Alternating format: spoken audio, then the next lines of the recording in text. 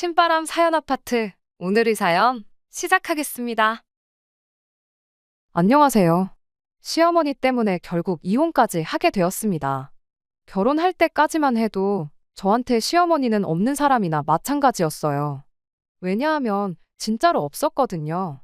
결혼한다고 처음 인사드리러 갔을 때도 아버님 혼자서만 자리를 지키셨고, 상견례 때도 물론이고 결혼식도 전부 아버님 혼자였습니다.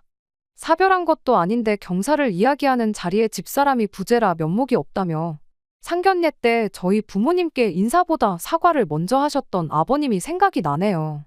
그래도 아들 결혼식인데 연락이라도 되었다면 아들 장가가는 모습이라도 보여줄 수 있었을 텐데 라고 하시며 결혼식 전날에도 안타까운 마음을 전하셨지요.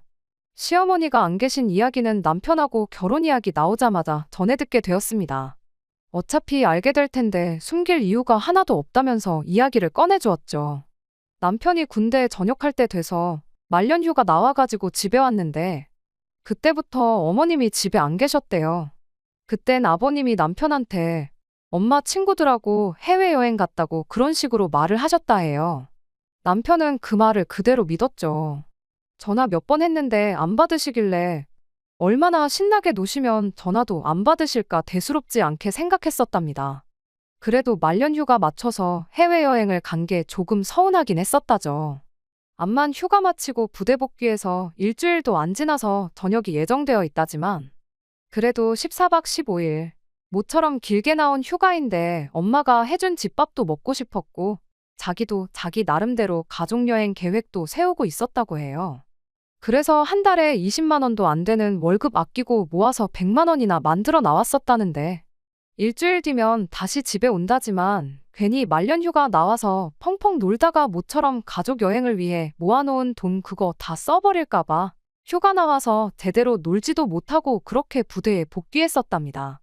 그렇게 전역하고 다시 집에 돌아왔는데 그때도 어머님이 안 계셨대요. 남편이 아버님한테 엄마 뭐 해외여행이 아니라 배낭여행이라도 가신 거냐고 어찌 아직도 집에 안 계시냐고 그렇게 물었는데 그때서야 아버님이 어머님이 사실집을 나갔다는 이야기를 해주시더랍니다.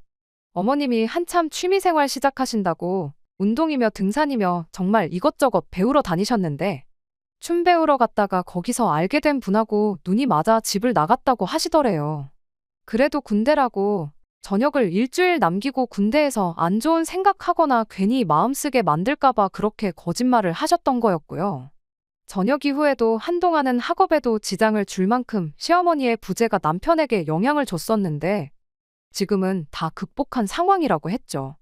이후에 결혼 준비하면서도 아버님이 매번 시어머니 빈자리가 아쉽다며 한마디 할 때마다 남편이 저런 아버지가 이해가 안 된다며 짜증을 자주 내곤 했었습니다. 아무튼 그렇게 시어머니는 저한테는 없는 존재다 생각하고 결혼식까지 올리게 되었죠. 그런데 저희 결혼식을 올리고 난 뒤 얼마 지나지 않아 어머님이 난데없이 집에 돌아와 버린 거예요. 언젠가 아버님 전화로 저희한테 전화가 걸려왔죠. 시댁에 좀 와보라고 해서 다녀왔는데 시어머니가 집에 계셨어요. 아무렇지도 않은 척 아들 결혼했다면서? 하고 묻고는 어릴 때는 얼굴 이쁜 여자만 찾더니 결혼은 평범한 애랑 했네? 하고는 저한테 앞으로 잘 부탁한다고 인사를 건네더라고요. 거의 10년 가까운 세월, 집을 나가 있던 사람이라는 생각이 들지 않을 만큼 아무렇지도 않아 하시는 게 참 다른 것보다 보통 분은 아니시다 그렇게 생각했죠. 그날 자리 내내도 그랬지만 집에 돌아와서도 남편은 도무지 화가 풀리지 않는 듯 보였어요. 어머니가 돌아왔는데 기쁜 모습 하나 보이질 않았죠. 아버지가 왜 엄마를 다시 받아준지 모르겠다, 도무지 이해가 안 간다며. 아들한테는 말도 못할 이유로 그렇게 집을 나갔으면 나가서 잘 살던가. 적어도 이런 식으로 다시 돌아오진 말았어야지. 이제 와서 나타나면 누가 기뻐라도 할 줄 알았던 거냐고 하면서 자기 분을 삭히지 못하고 그날 이후로도 이틀 3일을 짜증만 내면서 지냈습니다. 남편이 평소에도 싫은 소리 하나 못하고 지나가는 개미 새끼도 한 마리 못 죽일 것 같이 여린 마음을 가진 사람이었는데 웬만한 일에는 화 한 번 내지 않는 잔잔한 호수 같은 사람이었는데 저렇게 짜증을 내고 있는 모습만 봐도 그동안에 서운했던 마음이 얼마나 커다란지 알 수 있었습니다. 아무튼 제3자나 마찬가지인 제 입장에서 볼 땐 뭐 어디 놀러라도 다녀오신 것처럼 아무렇지도 않게 돌아온 시어머니도 대단했지만 그걸 받아준 아버님도 참 대단하다 싶었어요. 그럴 일은 없겠지만 저희 친정아버지셨다면 다시 가족들 앞에 나타난 순간 여길 어디라고 돌아왔냐고 집에 발도 못 붙이게 하셨을 것 같았거든요. 한편으로는 부부의 연이라는 게 그런 허물도 덮어줄 정도인가. 우리 친정 부모님도 같은 상황이라면 다시 받아주시려나 하는 생각도 들었죠. 아무튼 그렇게 어머님이 돌아오고 나서 몇 주가 지나서였어요. 아버님이 어머님 빼고 저희만 따로 불러서 식사를 했던 적이 있었는데 그때 아버님이 어머님을 다시 받아주신 진짜 이유를 알게 되었습니다.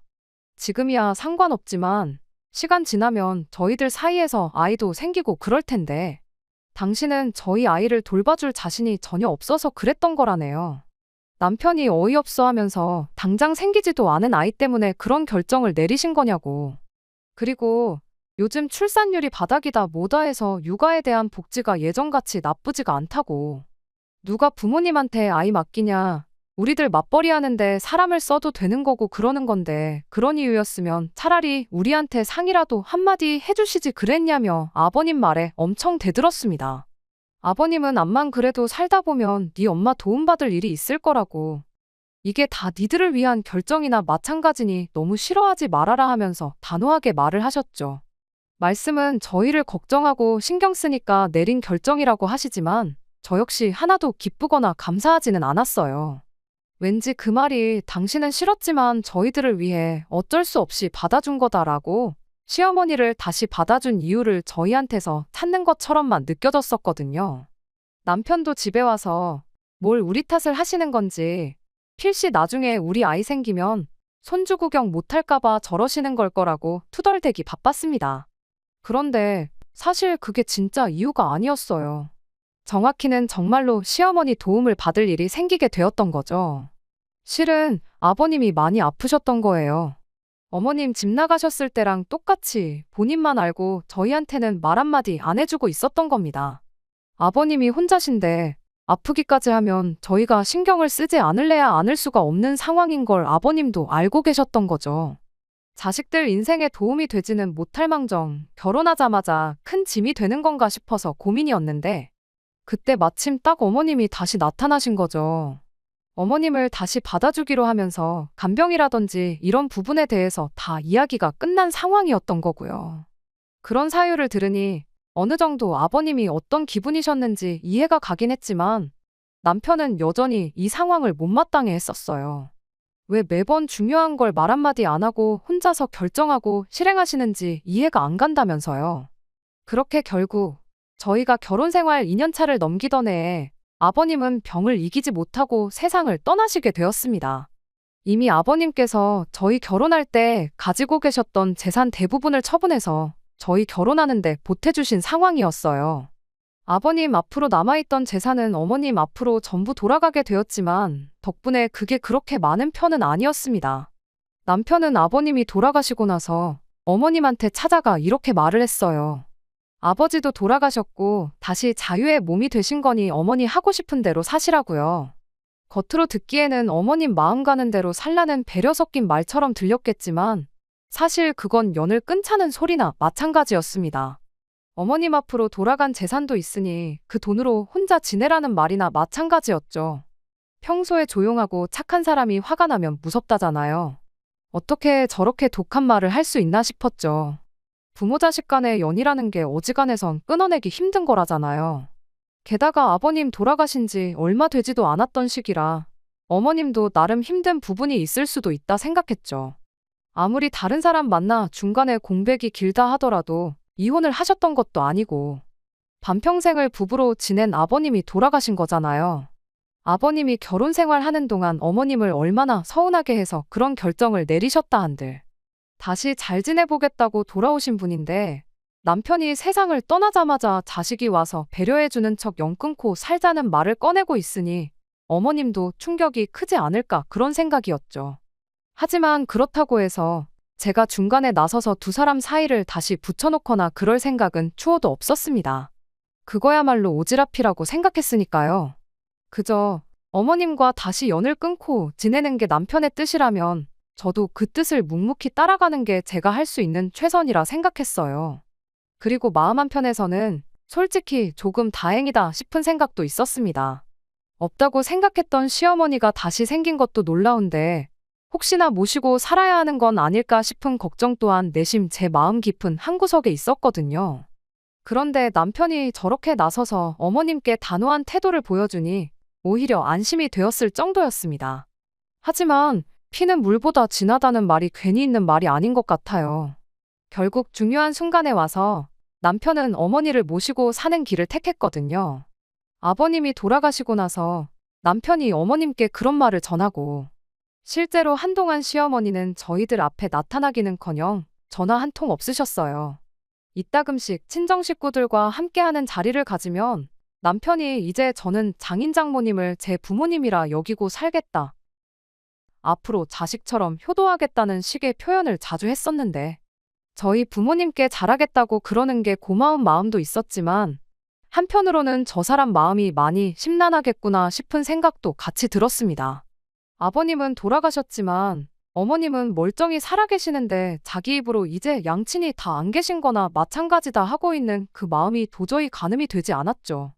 그러던 중 연락 없이 지내던 시어머니가 저희 집에 짐을 싸들고 찾아왔어요. 그날의 일은 아직도 어제 일같이 생생히 기억이 나네요.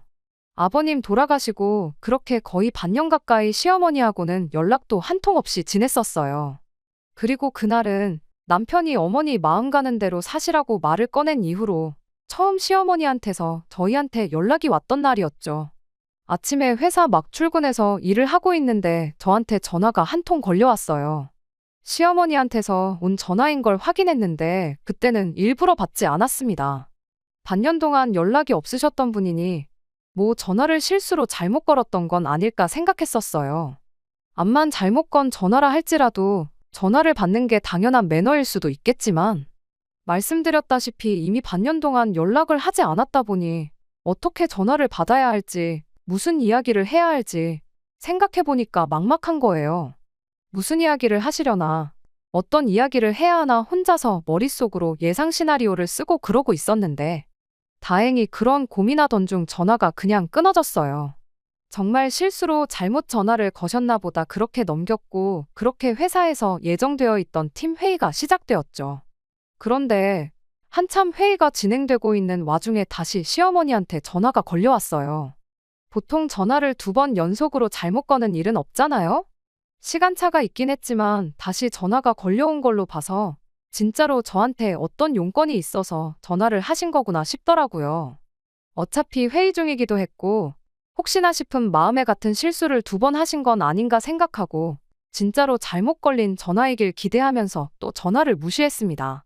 그런데 이번엔 먼저 걸려왔었던 전화와는 다르게 전화가 끊기자마자 곧바로 다시 시어머니한테서 전화가 걸려오더군요. 하지만 한참 회의가 진행 중인 상황에 제가 전화를 받겠다고 자리를 비우기도 뭐한 상황이었지요. 결국 그렇게 전화를 무음으로 돌려놓고 핸드폰도 뒤집어 놓고 애써 시어머니 전화를 무시했습니다. 회의는 그날 점심시간 직전까지 이어졌어요. 회의 끝나고 팀원들끼리 같이 해서 바로 점심 식사를 하러 나갔다 보니 정신도 없었죠. 제 핸드폰을 확인할 수 있었던 건 식당에 도착하고 나서였습니다. 핸드폰 화면을 보니 시어머니한테서 걸려왔던 부재중 전화가 수십 통이 넘게 걸려와 있었던 거예요. 보니까 톡도 수십 개가 와 있길래 톡부터 확인했더니 시어머니가 집 비밀번호가 뭐냐고 묻는 질문이 전부였어요. 지금 집 앞인데 비밀번호가 뭐냐고 처음에는 용건을 자세하게 적으셨는데 나중 가선 비밀번호 뭐냐 비밀번호 점점 짧아지더니 야, 내 전화 왜 안 받냐 일부러 무시하는 거 다 한다 전화 받아라 하면서 점점 심각한 말들이 이어졌죠. 마지막엔 연연거리면서 18, 28 욕까지 잔뜩 써서는 내 전화 지금 무시하는 거냐는 톡으로 도배가 되어 있었습니다. 세상 둘도 없이 상냥하게 물어오셨다고 해도 비밀번호를 알려달라 그러면 그러고 싶지 않았겠지만 그런 식으로 욕까지 먹은 상황이다 보니 더더욱 알려주고 싶지가 않았어요. 자이든 타이든 전화 한 통 안 받았는데 그런 소리 듣고 전화까지 드려서 집 비밀번호까지 알려줄 이유가 하나도 없다고 생각했습니다. 그래서 그냥 이왕 무시하고 다 씹어버린 거 아예 무시하기로 결정을 했어요. 그리고 남편한테도 톡 하나 보내놨어요. 어머님이 난데없이 전화해서 집 비밀번호를 물어봤다고요. 그때가 점심시간이었다 보니 평소 같으면 톡을 보내기 무섭게 칼같이 답장을 보냈을 남편이었는데 그날따라 대답이 없는 게 점심시간에 쉬지도 못할 만큼 회사 일이 바쁜가 보다 그렇게 생각하고 말았죠. 그렇게 일 마치고 집에 오는 길에 혹시나 문득 시어머니가 아직도 집 앞에서 저를 기다리면 어떡하지 살짝 걱정이 되었습니다. 이제서야 확인한 척 전화를 드려야 하나 싶다가도 아직도 집 앞에 있는 상황의 비밀번호를 알려드리면 집에 들어가 계시는 거 아닌가 오만 가지 생각이 다 들더라고요. 결국 시어머니한테 그 어떤 연락도 하지 않고 집에 도착을 했어요.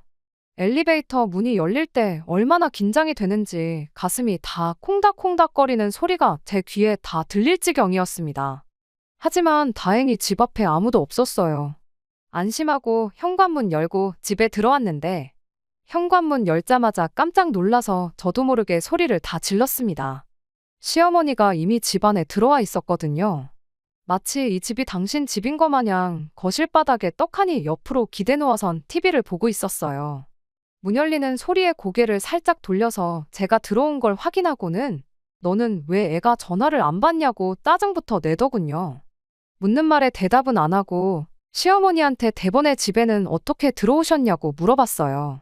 시어머니가 뭘 어떻게 들어오냐고 문 따고 들어왔지 한마디 하더니 이 집이 뭐 네 혼자 사는 집이냐고 내 자식도 사는 집인데 당신이 들어오려면 못 들어올 게 어디 있겠냐는 겁니다.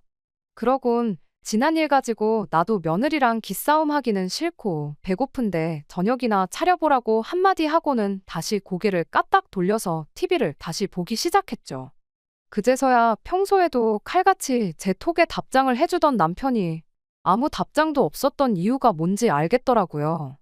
하지만 남편이 설마 어머님한테 집 비밀번호를 이리도 쉽게 알려드릴 거라고는 생각도 못해서 그저 이 상황이 더더욱 당황스럽기만 할 뿐이었습니다.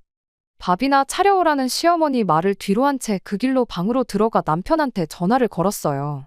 남편이 제가 퇴근해서 이 상황을 모두 알고 전화를 했다는 걸 눈치챈 건지 이번엔 전화 걸기가 무섭게 바로 전화를 받더라고요.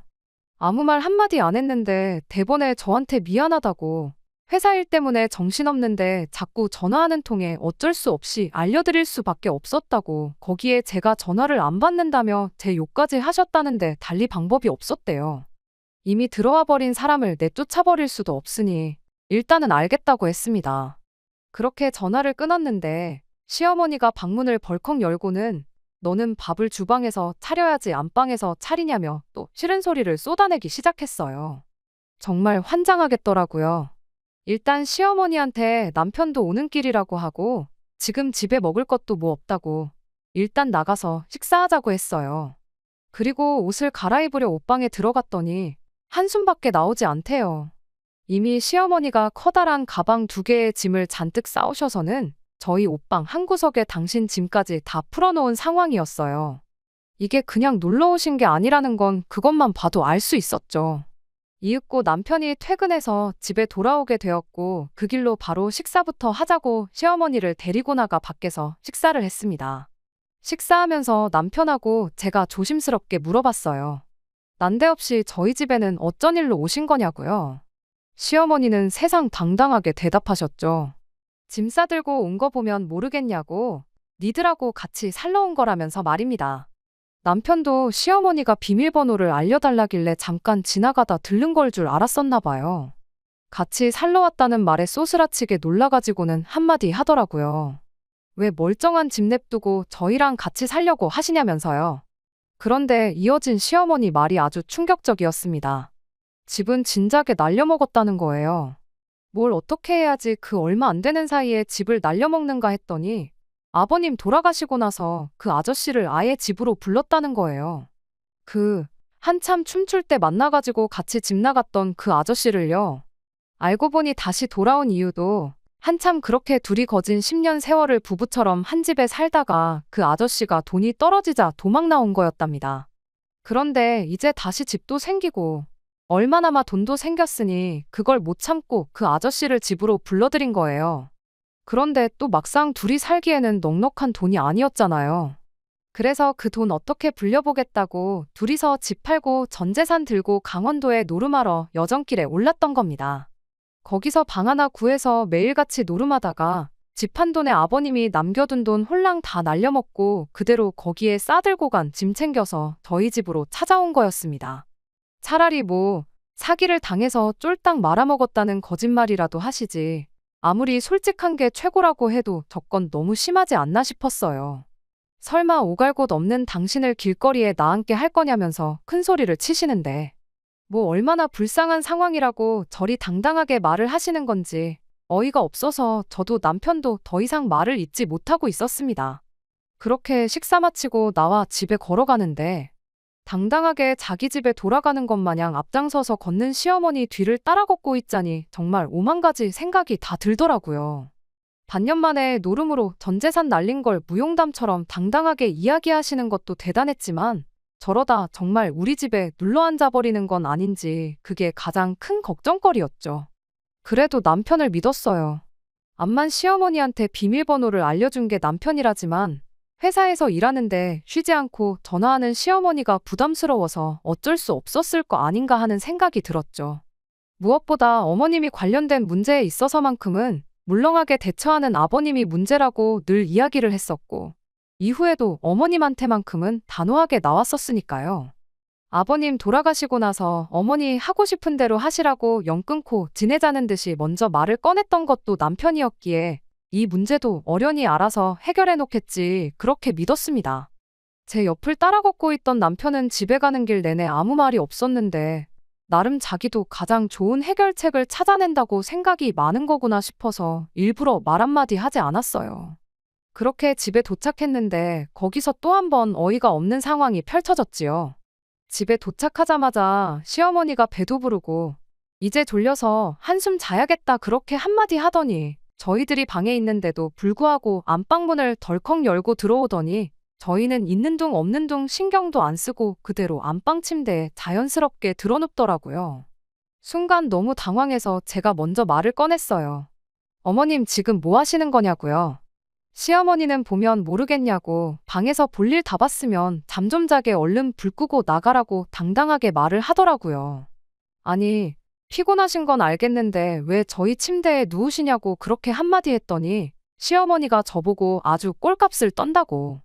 얼굴 못난 것들이 성질도 더럽다는데 그 말이 틀린 게 없다면서 그럼 시어머니를 얼음장 같은 바닥에 재우고 니들은 편한 침대에서 자겠다는 거냐고.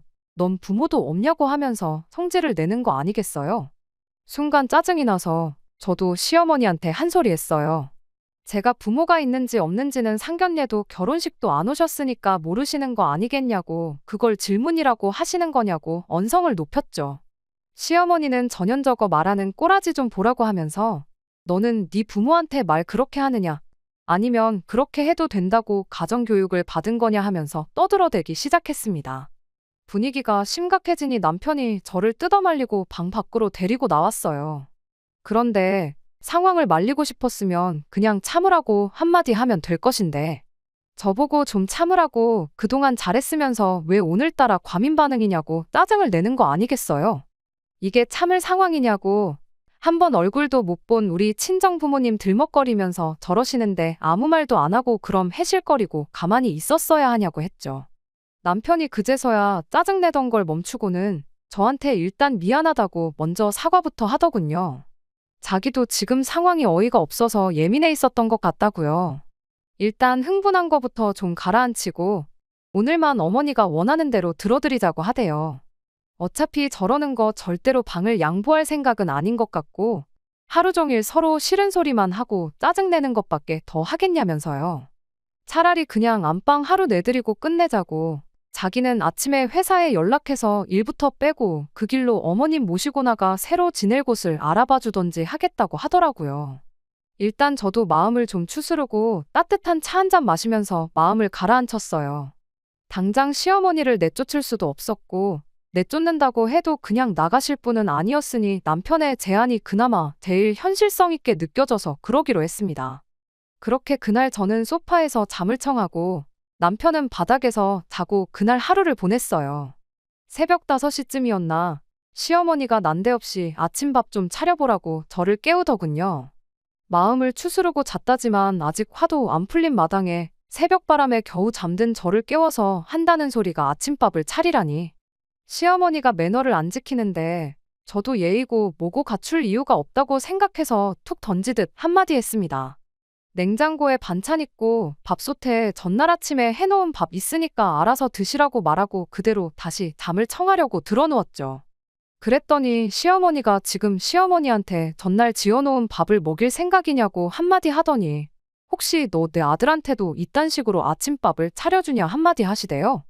그래서 그 말에도 한마디 대답해드렸죠. 어머님도 적어도 10년은 안 차려준 아들 아침밥을 왜 저한테 바라시냐고요. 이참에 오랜만에 아들 아침밥이나 직접 챙겨주시면 되겠다고 그렇게 시어머니랑 한마디씩 주고받고 있었는데 남편이 그 소리를 듣고 잠에서 깼는지 깜짝 놀라 일어나대요. 그래도 이번엔 제가 아니라 시어머니를 뜯어서 데려가더군요.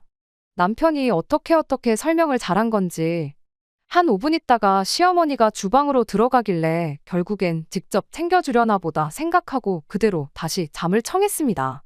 시어머니는 덜그럭덜그럭 누가 봐도 저 자는 걸 방해하려고 그러는 게 다 티가 날 만큼 주방 집기를 죄다 부숴버릴 기세로 온갖 소음을 일으키기 시작했어요. 결국 잠은 다 잤구나 싶어서 그대로 저는 출근 준비하고 평소보다 2시간 이른 시간에 집을 나섰습니다. 나가면서 남편한테 전날 저녁에 이야기한 대로 상황 좀 제대로 정리 좀 해달라고 부탁하고 말이죠. 너무 일찍 도착해서 회사 근처 카페에서 시간을 때우다 가야 했어요. 그래도 또 기다리면서 따뜻한 차 한 잔 마시고 심호흡 좀 했더니 기분이 많이 가라앉아서 다행이었죠. 아침에 마인드 컨트롤을 잘했던 탓일까 남편이 알아서 잘 처리할 거라 믿었고 회사에서는 시어머니랑 있던 일 하나도 신경 안 쓰고 일에 집중할 수 있었습니다. 그렇게 퇴근하고 집에 들어왔는데 집 앞부터 청국장 냄새가 진동을 하고 있더라고요. 옆집에서 끓여 먹는 건가 하고 생각했는데 현관문 열고 들어오니 남편이 식탁에 앉아있고 시어머니가 주방에서 청국장을 끓이고 있었습니다. 순간 멍해서 이게 무슨 상황인가 싶었죠. 남편은 그런 저를 보더니 애써 모르는 척 고개를 숙이고 있었고 제가 들어온 걸 알게 된 시어머니는 너는 어떻게 된 애가 남편이 좋아하는 음식을 고작 집에서 냄새난다는 이유로 한 번을 안 해줄 수가 있냐면서 마누라는 맞냐고 한마디 하시더군요. 그러더니 내 아들 먹으라고 한 거지 네 먹으라고 해놓은 거 아니니까 너는 저녁 먹으려거든 나가서 혼자 먹던가 우리 아들 식사 다 끝나면 네 혼자 네 먹을 거 해먹던가 하라고 하는 거 아니겠나요? 순간 그 길로 남편 팔을 잡아채서 방으로 끌고 들어왔어요. 시어머니가 중간에 방해 못하게 문도 잠궈버리고 남편한테 한마디 쏟아냈죠. 해결하겠다고 큰 소리 칠 때는 언제고 지금 이게 무슨 상황이냐고. 입이 있으면 설명 좀 해보라고요. 그랬더니 남편이 거의 울기 직전의 표정으로 울먹거리면서 이대로 당분간만 시어머니랑 함께 지내면 안 되겠냐고 오히려 되묻는 거 아니겠어요? 아침에 엄마가 차려준 밥을 먹으니 옛날에 가족들이 단란하게 지내던 것도 생각이 나고 이래저래 고민이 되었다나요. 아버지 돌아가시고 자기가 그렇게 모질게 대했는데 그런데도 우리 집에 이렇게 찾아오신 거 보면 오죽 답이 없었으면 그러셨겠냐며. 당장 돈 한 푼 없는 분이 어디 가서 무슨 방을 구하시겠냐고. 차라리 우리 집에 당분간만 모시고 살면서 어머님이 직장 구하고 방을 구해나갈 돈을 어느 정도 모으실 때까지 기다려주면 안 되겠냐 하는 거예요. 어이가 없어서 잘도 일자리 구해서 혼자 지내실 능력이 되는 분이셨으면 진작에 여기 찾아올 일 없이 잘 지내셨을 거라고. 나는 단 하루도 더 같이 있고 싶지 않으니 모시고 싶으면 너 혼자 모셔라 하고 한마디 강하게 쏘아붙였어요. 그랬더니 남편이 저보고 너무하다고 하더군요. 어머니까지 안 계시면 자기는 완전히 고아라고. 저런 상태에 어머니를 내쫓아서 어머니가 잘못되기라도 한다면 자기는 평생 저를 원망하면서 살 거라는 거 아니겠어요? 그러곤 그 엄마의 그 자식 아니랄까봐 전날 시어머니가 제 성질 긁듯이 친정 부모님 이야기까지 꺼내대요. 이게 시어머니가 아니라 장모님이었으면 저 또한 자기랑 똑같은 결정을 내렸을 거라고요. 남편한테 애초에 시어머니랑 우리 엄마랑 비교하는 게 말이 안 되지 않냐고. 우리 엄마는 춤바람 나서 외간 남자랑 눈 맞아 10년 동안 집 나가 살았던 적도 없고 노름판 가서 전 재산 탕진하고 자식한테 빌붙으신 적도 없다고요. 설령 그러셨다고 해도 멀쩡히 결혼해서 가정 꾸리고 사는 자식한테 찾아오실 분도 아니라고 말도 안 되는 소리 하지 말라고 했죠. 나도 평생 남편한테 엄마를 벼랑 끝으로 내모른 독한 배우자 소리 들으면서 살고 싶은 생각 없다고, 그러니까 모시고 싶으면 혼자서 실컷 모시라고 했죠. 그런다고 내가 어머님 자리 잡을 때까지 친정 가서 기다려주겠단 소리는 아니라고 당장 내일 이혼 서류 만들어 올 테니까 이혼할 각오하고 어머님을 모시라 했습니다. 시어머니가 밖에서 다 듣고 있었는지 방 문고리를 철컥철컥 흔들면서 저한테 방문 너머로 욕짓거리를 하기 시작했죠. 그 방에서 나오기만 해보라고 아주 산송장을 만들어서 내쫓아버리겠다며 저보고 부모 자식 간에 연을 끊어놓으려고 작정을 했다고 난리법석을 떨길래 제가 또 한마디 해줬죠. 부모 자식 간에 연을 먼저 끊은 건 아줌마 아니냐고요. 10년 세월 만에 집에 빈털터리로 돌아온 마누라 받아준 보살 같은 남편. 집 나갔다가 10년 세월 만에 돌아와 전 재산 날려먹고 자식 집에 얹혀 살겠다는 엄마를 모시고 살고 싶다는 효자 아들 내치고 남처럼 살다 돌아온 사람이 이제 와서 부모 자식 간에 어쩌고 타령 좀 하지 말라고요. 그랬더니 이젠 남편까지 나서서 저보고 말이 심한 거 아니냐고 한마디 하더라고요. 그때 딱 느꼈어요. 남편은 어떻게든 제가 아닌 어머니를 택할 거라는 사실을요. 그래서 저도 뒤도 안 돌아보고 누가 못 모시게 했냐고 이혼해 줄 테니까 아줌마는 10년 동안 안 차려준 아들 밥이나 좀 차려주시고 네 녀석은 10년 동안 못했던 자식 노릇 효자 노릇 실컷 하라고 한마디 말해주고 그 길로 저는 집을 나와 친정으로 향했어요. 친정아버지가 대노하셔서 집까지 쫓아가겠다는 걸 뜯어말리고 그냥 저는 그 길로 곧바로 변호사도 알아보고 이혼 서류도 작성하고 그렇게 한동안 바쁜 시간을 보냈죠. 다행히 남편이 이혼 서류에 바로 사인을 해주긴 했어요. 저희 결혼할 때 돌아가신 아버님께서 해준 게 워낙 많았다 보니 재산 분할도 깔끔하게 가져왔던 대로 딱 7대 3으로 나누기로 하고 그렇게 합의 이혼을 시작하게 되었습니다. 세상에 결혼할 때는 있지도 않았던 시어머니 때문에 이혼까지 하게 될 줄은 정말 몰랐어요. 한참 이혼 소송 마치고 숙려 기간 동안 기다리고 있었는데 남편이 저한테 잠깐 좀 볼 수 있냐고 연락을 해오더군요. 말로는 방 정리하다가 제 물건이 나왔다고 그거 돌려줄 겸 해서 겸사겸사 보자길래 얼굴 보고 싶지 않으니 그냥 택배로 보내라고 그렇게 한마디 하고 말았는데 남편이 기어이 그걸 전해주겠다고 친정 앞까지 찾아온 거예요. 괜히 친정집에 들어오라고 했다간 저희 아버지한테 걸려서 인간이 뼈도 못 추릴 것 같아 제가 나가서 남편을 만나고 왔습니다. 남편이 제 물건이라고 가져온 건 정말 가짜는 물건이었어요. 결혼할 때 커플 잠옷이라고 같이 맞춘 잠옷이었는데 일부러 두고 온 거라고 가져갈 생각 없고 친정집 아파트 경비실 근처에 헌옷수거함 있으니 집에 갈 때 거기서 알아서 버리고 가라고 그렇게 한마디 했죠. 그랬더니 남편이 그래도 우리 추억이 담긴 물건인데 어떻게 그렇게 버릴 수 있느냐고 하는 거 아니겠어요? 목소리도 깔고 분위기 잡는 게 뭔가 심상찮아 보였는데 아니나 다를까 잠옷은 일부러 옛날 생각나게 하려고 가지고 온 거였다는 걸 알게 되었어요. 조금이나마 좋았던 때 생각나게 만들어서 다시 합치자는 말에 그러자고 대답하게 만들 요량으로 말이죠. 시어머니는 어떻게든 쫓아낼 테니 다시 합치자길래 무슨 바람이 불어서 마음이 바뀌었냐고 제가 되물었어요. 하지만 남편은 끝까지 이유를 말해주지 않았습니다. 그래서 저도 남편을 떠보듯 이유를 모르고서 또 언제 뒤통수 맞을 줄 알고 당신하고 다시 합치겠느냐고 조금 여지를 주듯이 대답을 했죠. 그랬더니 남편이 그 말에 넘어가 진짜 이렇게 된 이유를 술술 털어놓더라고요. 저희가 이혼 서류 접수하고 나서 한 달 정도 지났을 때였는데 퇴근하고 왔더니 집에 웬 모르는 사람이 있더랍니다. 강도라도 들은 줄 알고 깜짝 놀랐는데 그게 아니라 그 사람 바로 최초의 시어머니를 집 나가게 만들었던 장본인이자 이후에도 아버님이 남겨놓은 재산을 반년 만에 노름으로 죄다 털어먹은 그 아저씨였다네요. 시어머니가 남편 출근한 사이에 그 아저씨라는 인간을 집에다 들인 거였죠. 그 길로 두 사람이 안방 차지해서 집주인 행세를 하고 있다 하고 남편이 벌어온 돈으로 놀러 다니느라 엄마 집밥은커녕 당장 생활비도 모자라서 편의점 도시락 먹으면서 끼니를 때우고 있대요. 그제서야 자기가 순간의 정에 이끌려 잘못된 판단을 했다는 걸 알게 되었다는 거예요.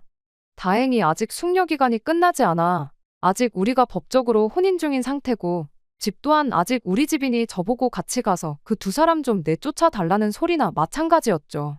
암만 사랑해서 결혼했다고 한들 온갖 꼴을 당하고 이혼까지 하게 되었다 보니 남아있는 정이라곤 눈꼽만치도 없는지 그 말에 안쓰럽다기보단 꼴 좋다는 생각밖에 들지 않았습니다. 그래서 남편한테 미쳤냐고 내가 왜 내 발로 그 집에 다시 들어가겠냐고 한마디 했죠. 당신 말 맞다나 수중에 돈 한 푼 없는 인간들을 그것도 둘씩이나 무슨 수로 그 집에서 내쫓을 거냐고 했죠. 그 아저씨라면 모를까. 어머님을 모신 건 당신이니 내쫓으려면 아마 소송까지 불사해야 할 거라고요. 그냥 차라리 잘 된 거라 생각하고 살라고 말했어요. 어머님까지 없으면 천혜고아가 된다고 하지 않았냐고. 그런데 이제 다시 아버지까지 생긴 느낌 아니냐고요. 결혼 생활과 부모 중에 당신이 선택한 건 어머님이지 않냐. 10년 동안 못했던 효자 노릇 이번 기회에 실컷 하라고 한마디 해주고 자리에서 일어났네요. 남편이 제 마음을 돌려보겠다고 가져왔던 커플 잠옷도 그냥 제가 들고 나와서 집에 돌아가는 길에 헌옷수거함에 쑤셔받고 왔어요. 그 잠옷이 뭐겠냐마는 더 이상 남편하고 엮인 거 하나 없이 제 손으로 모든 걸 끊어버린 것 같아 마음이 한결 후련해지더라고요. 결국 시간이 지나 숙려기간도 끝나게 되었고 저희는 진짜 남남이 되었습니다. 순간 효자 노릇 한번 하려다가 떼지도 못할 혹 하나 더 생긴 건데 이거야말로 자업자득 아니겠나요?